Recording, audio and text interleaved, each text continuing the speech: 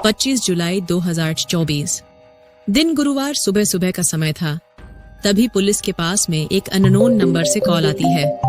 Police तुरंत दौड़ी जाती है तो देखती है कि पेट्रोल पंप के पास की झाड़ियां के पास में एक क्षतिग्रस्त लाश पड़ी होती है। ऐसा लग रहा था जैसे किसी ने चाकू से गोदकर इसकी हत्या कर दी हो।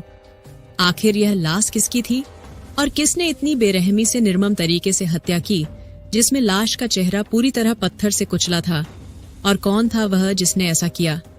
दोस्तों, मैं आपकी दोस्त निशा हाजिर हूँ फिर से ऐसे ही दिल दहला देने वाली क्राइम की एक और दास्तान लेकर। 25 जुलाई 2024 दिन गुरुवार के बाद से ही सोशल मीडिया पर एक खबर तेजी से वायरल होती है, जिसमें आप यशश्री शिंदे नाम से एक लड़की जो कि 20 वर्ष की थी, जिसका किसी ने बेरहमी से खून कर दिया। क्या थी वजह जिसकी वजह से इस मासूम लड़की के साथ में इतनी निर्मम तरीके से क्रूरता बढ़ती गई? इसके लिए आप सभी को हमारे साथ इस वीडियो को अंत तक देखना होगा, तभी आपको पूरी घटना के बारे में जानकारी प्राप्त होगी। तो हम आपको लेकर चलते हैं साल 2018 में, जहां से ये कहानी शुरू होती है, जहां लोग इसे प्यार या बदले का नाम भी दे रहे हैं। आपको क्या लगता है, कमेंट में जरूर बताएं। और ऐसी क्राइम से जुड़ी जानकारियां जो कि सच्ची घटनाओं पर आधारित होती हैं, जानने के लिए चैनल को अभी सब्सक्राइब करें। इस क्राइम की पूरी जानकारी जानने के लिए आपको चलना होगा हमारे साथ साल 2018 में। ये कहानी शुरू होती है मुंबई के उरण से, जहां पर 14 साल की यशश्री शिंदे अपने स्कूल की पढ़ाई कर रही होती है। वह उस समय 10वीं की छात्रा होती है और पढ़ाई के दौरान उनकी मुलाकात मोहम्मद दाऊद से होती है, जो यशश्री को कई दिनों से नोटिस कर रहा। वह यशश्री के सामने इस तरीके से पेश होता है और उससे दोस्ती करने की बात कहता है। यशश्री उसे समय नादान थी। वह पहले तो आनाकानी करती है और साफ मना कर देती है और डरी सहमी सी रहती है।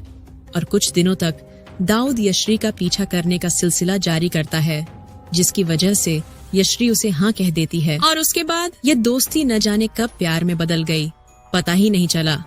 और धीरे धीरे करके समय यूं ही गुजरता रहा।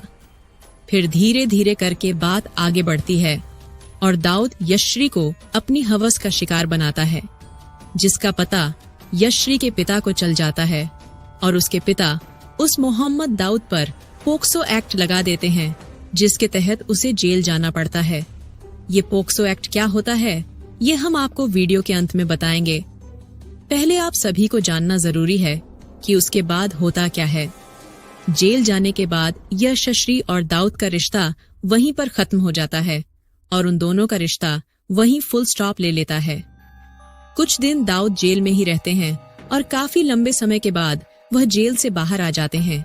इधर यशश्री की पढ़ाई बंद हो जाती है और वह 18 वर्ष की आयु में ही अपने घर की जिम्मेदारियां अपने कंधों पर संभालने के लिए पास ही की एक कंपनी में कॉल सेंटर पर काम करती है, जहां से उनका खर्चा पानी निकलता रहता है। वह रोजाना अपने घर से कॉल सेंटर जाती है और शाम को वापस आ जाती है। इधर दाऊद जैसे ही जेल से बाहर निकलता है और वह अपने गांव कर्नाटक जाता है। कर्नाटक जाने के बाद उसका एक कार एक्सीडेंट हो जाता है, जिसकी वजह से उसे कुछ दिन अपने घर में ही रहकर आराम करना होता है। करीब 2 महीने के करीब वह बिस्तर पर ही रहता है। धीरे धीरे उसकी हालत में सुधार होता है और इस तरीके से उसे काफी ज्यादा समय बीत जाता है, परंतु उसके मन में क्या चल रहा था, कोई नहीं जानता। आपकी जानकारी के लिए बता दें, यशश्री के लिए दाऊद उनकी जिंदगी में पहला इंसान था जिससे उसे प्यार हुआ था। कहीं न कहीं यशश्री भी थोड़ा बहुत चाहने लगी थी। वो यह नहीं जानती थी कि यही चाहत उनकी जानलेवा होगी। जैसे ही दाऊद की तबीयत ठीक होती है, वह यशश्री से कांटेक्ट करता है। जैसे ही वह यशश्री पर कॉल करता है, यशश्री उसका नंबर देखकर कॉल रिसीव करती है और उनके बीच में बातें होना शुरू हो जाती है। धीरे धीरे फिर से उनके बीच में जो दूरियां थीं, वह नजदीकियों में बदल जाती है। दाऊद फिर से अपने प्यार का झांसा देकर यशश्री के साथ में अपनी कुछ फोटो खींच लेता है, जो प्राइवेट होती है, और उनको फोन में सेव करके रखता है। धीरे धीरे करके समय बीतता जाता है और उन दोनों के बीच में झगड़ा होना शुरू हो जाता है। अब ये झगड़ा क्यों हो रहा था, ये तो हम अभी आपको आगे वीडियो में बताएंगे। दरअसल एक दिन की बात है जिस दिन दाऊद यशश्री से मिलने के लिए कहता है।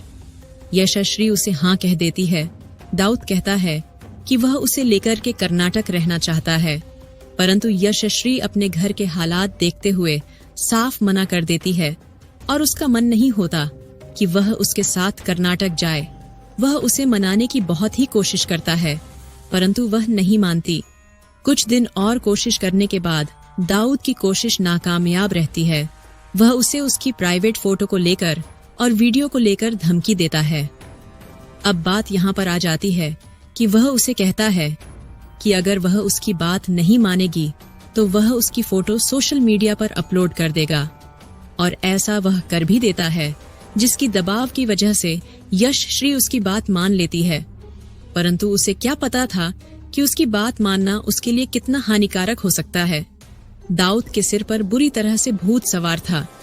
अब यह भूत यशश्री के पिता के द्वारा दाऊद की गई बेइज्जती का था या फिर सच्चे प्यार का। यशश्री अपने घर वालों को बिना बताएं और बिना पुलिस को बताएं वह उसकी बातों को मान लेती है। वह उससे बातें करना चाहती है। उसे लगता है कि शायद बातें करने से कुछ हल हो जाए। वह उसे मिलने के लिए उसकी बताएं अनुसार उसी जगह जाती है जहां उसने कहा था। वहां उन दोनों के बीच में फिर से वही कहासुनी होती है। वह उसे अपने साथ रखना चाहता है, परंतु यशश्री उसे साफ साफ मना कर देती है। काफी लंबे समय की बातों के बाद यशश्री दाऊद से अपने प्राइवेट फोटो, जो कि उसने सोशल मीडिया पर अपलोड किए थे, उनको डिलीट करवा देती है और हाँ, चलूंगी साथ बोलकर चली आती है। उसके बाद दाऊद को लगता है कि वह उसे बेवकूफ बना रही है, तो वह उसे बोलता है कि बस उसे एक बार लास्ट बार उसे मिलना है, और इस बार वह कुछ ऐसा करना चाहता था जिसकी उसने कभी कल्पना नहीं की थी। 25 जुलाई 2024 दिन गुरुवार को रोजाना की तरह सूर्य उगता है। यशश्री अपने घर का काम करके अपने घर पर अपने पापा मम्मी से कहती है कि आज वह अपने ऑफिस जल्दी जाएगी क्योंकि उसे अपनी सहेली से मिलने जाना है। दरअसल सहेली से मिलने तो उसका एक बहाना था। वह दाऊद से ही मिलने जाना चाहती थी क्योंकि उसने उसे धमकी जो दी थी। तभी वह घर से बाहर निकल जाती है और वह सड़क पर जा रही होती है। उस दिन बारिश का मौसम था, हल्की हल्की बारिश थी, इसीलिए वह अपने साथ में छाता लेकर निकली थी। सीसीटीवी कैमरा के माध्यम से उसकी कुछ फोटो सामने आती है जिसमें वह सड़क पर छाता लेकर जा रही होती है और किसी से बात कर रही होती है, और उसके पीछे पीछे एक लड़का जा रहा होता है जो कि दाऊद होता है। दरअसल वह फोन पर अपनी सहेली से बात कर रही थी और कह रही थी कि आज उसका मन बहुत घबरा रहा है, उसे बहुत घबराहट हो रही है, उसे लग रहा है कि उसके साथ कुछ गलत होने वाला है, और वह अपनी सहेली से कहती है कि प्लीज मुझे बचा लेना।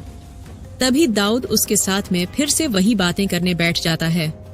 वह कहता है कि वह उसके साथ में कर्नाटक चले, वहीं साथ रहकर आगे की जिंदगी साथ साथ बताएंगे। यशश्री पहले की तरह इस बार साफ मना कर देती है, परंतु इस बार वह उसकी ना सुनने के लिए नहीं आया था। वह अपने साथ इस कहानी को एक नया मोड़ देने आया था। पहले से ही तैयारी किया हुआ दाऊद अपने गुस्से को कंट्रोल नहीं कर पाता। अपने साथ में धारदार हथियार लेकर आया था। उसके पास में 2 चाकू थे। यशश्री उसकी बात नहीं मानती है तो वह उसके पेट में चाकू से वार कर देता है और उसकी पीठ पर भी वार करता है। साथ ही साथ उसके प्राइवेट पार्ट पर भी बहुत बुरी तरह से वार करता है। अंत में जब उसे लगता है कि वह मर गई तो उसे पास की झाड़ियां में फेंककर उसके चेहरे को बुरी तरह से कुचल देता है। सूत्रों के हिसाब से ऐसा कहा जा रहा है कि जंगली कुत्तों ने उसके चेहरे की हालियत बिगाड़ी होगी। यह जानकारी अभी प्राप्त नहीं हुई है। दाऊद को बिल्कुल भी इस बात का डर नहीं था कि उसने इतना बड़ा क्राइम कर दिया। वह वहां से सीधा कर्नाटक आ जाता है। उसके पास पैसे नहीं होती है, इसलिए वह अपने दोस्त से 1000 रुपए मांगता है और कर्नाटक जाकर पहाड़ियों में घूमने लगता है। जब यशश्री ने अपनी सहेली पर फोन किया था तभी उसकी सहेली ने उसके घर वालों को बताया कि वह कुछ घबराई हुई है और उसकी बातें हुई थीं। इसके बाद से वह उसे बार बार कॉल कर रही है पर उसका फोन नहीं लग रहा है। तभी से उसके घर वाले पुलिस को सूचना देते हैं। उरण की पुलिस तुरंत उसकी तलाश में जुट जाती है और 24 घंटे बाद पता चलता है कि झाड़ियां के पास में, जो कि पेट्रोल के पंप के पास में थी, जहां से एक युवक पुलिस को फोन करके बताता है, तो पुलिस तुरंत पहुंच जाती है और देखते हैं कि झाड़ियां के पास में एक लाश है। पुलिस तुरंत उसके घर वालों को सूचना देती है और उसके घर वाले उसकी पहचान उसकी कमर पर बने एक खास टैटू की वजह से और उसके कपड़ों से करते हैं। घर वालों का रो रो के बुरा हाल होता है। इधर पुलिस को समझ नहीं आ रहा था कि आखिर उसके साथ ऐसा किसने किया। तभी उसके पिता दाऊद पर शक होने का आरोप लगाते हैं। पुलिस तुरंत दाऊद की खोज में जुट जाती है। महाराष्ट्र उरण पुलिस जब नाकामयाब होती है तो यह जिम्मा मुंबई क्राइम ब्रांच को सौंपा जाता है और मुंबई क्राइम ब्रांच 24 घंटे के अंदर दाऊद का पता कर्नाटक के अंदर लगाती है और उसे वहां से पकड़ लेती है। इसके बाद दाऊद अपना पूरा गुनाह बयान करता है।